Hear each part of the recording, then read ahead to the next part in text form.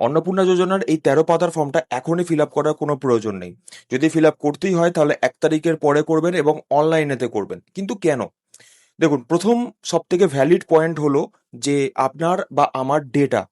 এই অ্যাপ্লিকেশন ফর্মে কি কি ডিটেলস চাওয়া হচ্ছে, যেমন ধরুন ব্যাংকের details, PAN card, Aadhaar card, voter card, ration card, জমির কাগজপত্র, এর পাশাপাশি স্কুলের অ্যাডমিশন বাচ্চার, বা তার ভ্যাকসিনেশন হয়েছে কিনা, এই সমস্ত তথ্য চাওয়া হচ্ছে। এবারে এই সমস্ত তথ্য আপনি ফিল আপ করে জমা তো দিলেন, অনলাইন এন্ট্রি তো হলো, কিন্তু তারপরে এই অ্যাপ্লিকেশন ফর্ম বা জেরক্সগুলো কি করা হবে আপনি কি জানেন? এই বিষয়তে কোনো ক্লিয়ার ইনফরমেশন কিন্তু কারোর কাছে নেই। এবং আমরা বহুবার দেখেছি যে এই টাইপের অ্যাপ্লিকেশন ফর্ম বা কাগজপত্র, Aadhaar card, PAN card, voter card বা এই টাইপের কাগজপত্র যেগুলি জরুরি, সেগুলো কিন্তু যে কোনো আইটি কোম্পানিগুলো, যারা মার্কেটিং আইটি কোম্পানি হয়, তারা কিন্তু জলের দরে কিনে নেয় এবং তারা তাদের নিজেদের মার্কেটিং এর ক্ষেত্রে ইউজ করে। যেমন ধরুন ফ্ল্যাট সেল করা বা ইন্স্যুরেন্স সেল করা বা স্কুলের অ্যাডমিশন প্রেফার করা, এগুলো কিন্তু কল করে আপনাকে বলে, সেগুলো কিন্তু এই সমস্ত ডেটা কালেক্ট করেই কিন্তু করা হয়। এর পাশাপাশি বাসের টিকিট প্রিন্টিং এর ব্যবসা থেকে শুরু করে, আপনার খাবারের দোকান থেকে শুরু করে, আপনার ওষুধের যে সাদা খাম হয় সেই ব্যবসা থেকে শুরু করে সবকিছুতেই কিন্তু এই A4 সাইজের কাগজ, ওএমআর সিট এবং আপনার দেওয়া জেরক্সগুলোই কিন্তু রিইউজ করা হয়।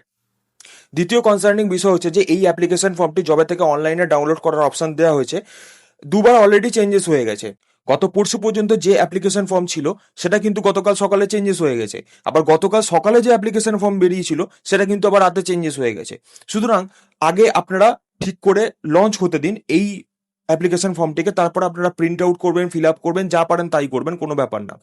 তৃতীয় এবং সবথেকে প্র্যাকটিক্যাল কনসার্নিং বিষয় হচ্ছে যে আপনি যখন এই অ্যাপ্লিকেশন ফর্মেতে সবকিছু লিখে জমা দিলেন, হয়তো ঠিক জমা দিলেন, কিন্তু যে অফিসার এন্ট্রি করছেন তিনি হয়তো কোনো রকম ডেটা মিস্টেক করলেন বা কোনো টাইপিং মিস্টেক করে দিলেন, সেরকম ক্ষেত্রে কিন্তু আপনারই সমস্যা হবে। এর আগেও আপনারা Aadhaar card, voter card, PAN card বা বিভিন্ন সরকারি ডকুমেন্টেতে কিন্তু এই রকমের ভুক্তভোগী হয়েছেন। This is why I repeat once again that আপনারা এই মুহূর্তে প্যানিক করে এত তাড়াতাড়ি করে এই অ্যাপ্লিকেশন ফর্মকে জমা দেওয়ার কোনো রকম প্রয়োজন নেই।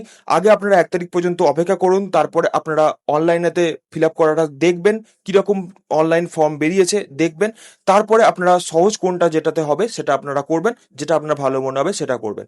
এত তাড়াতাড়ি করার কিছু নেই। বাকি আপনাদের মতামত কমেন্ট বক্সে অবশ্যই জানান। ভিডিওটি হেল্পফুল মনে হলে লাইক করবেন, শেয়ার করবেন এবং চ্যানেলে নতুন হলে চ্যানেলটিকে সাবস্ক্রাইব করে দেবেন।